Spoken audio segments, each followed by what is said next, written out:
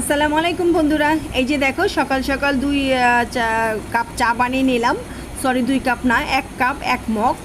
কাপের চাটা হলো আমার হাজব্যান্ড খাবে, ও অল্প চা খায়। আর মগ ভর্তি চা সেটা হলো আমি প্রচুর পরিমাণে চা খাই।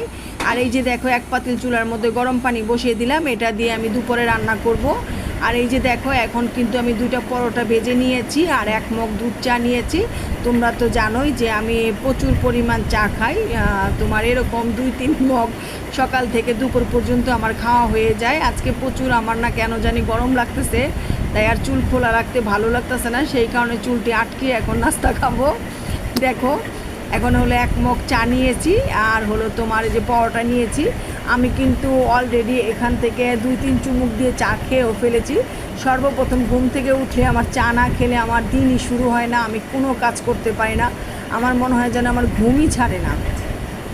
আমি সব সময় ঘুম থেকে উঠেই এই সাদা একটা মগ, এই মগটা দিয়ে আমি 1 মগ চা আগে বানাবো। সর্বপ্রথম ঘুম থেকে উঠেই আমি ব্রাশ করার পর রান্নাঘরে গিয়ে আগে আমার জন্য চা বানিয়ে নিই। এটা না খেলে আমি কোনো কাজ করতে পারি না। আমার ছোটোবেলা থেকে অভ্যাস এরকম মগ ভর্তি চা খাওয়া। ঘুম থেকে উঠেই সবসময় খাই।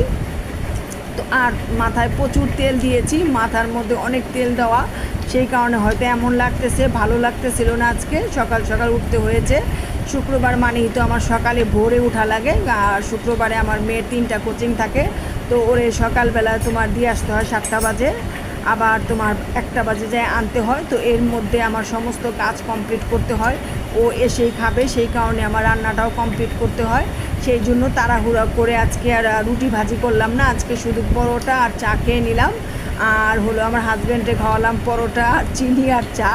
ও পরোটা চিনি দিয়ে খায়, ও আবার চা দিয়ে ভিজিয়ে খেতে পারে না। আমি আবার চা দিয়ে ভিজিয়ে খেতে পরোটাটা খুব পছন্দ করি। এটা আমার ছোটোর থেকে অভ্যাস, চা দিয়ে পরোটা ভিজিয়ে খাওয়া, পাউরুটি, বাকরখানি বা ঘিয়ে ভাজা টোস্ট বিস্কিট, এগুলি আমরা ছোটোর থেকে খাওয়ার অভ্যাস আর কি, আমাদের কাছে ভালোই লাগে। বাকরখানি দিয়ে দুধ চা খেতে আমরা খুবই পছন্দ করি। মানে এটা তো আমাদের বলার বাইরে, বাকরখানিটা আমাদের এত প্রিয় যে বলার বাইরে। বাকরখানি দিয়ে দুধ চা খেতে আমরা অনেক পছন্দ করি। তো বন্ধুরা, যদি ভালো লাগে তাহলে সাবস্ক্রাইব করে পাশে থাকবে। আর হলো দেখো আজ শুক্রবার, তো আজ একটা তোমার দিন ভালো, তো সেই হিসেবে আজকে রান্না বান্নাটাও ভালো করতে হয়। আমার হাজব্যান্ড তো শুক্রবার মানেই বলো ভালো কিছু রান্না করো, হয় তাকে বিরিয়ানি রান্না করে দাও, না হলে তাকে সাদা পোলাও, নয়তো কাচ্চি রান্না করে দাও।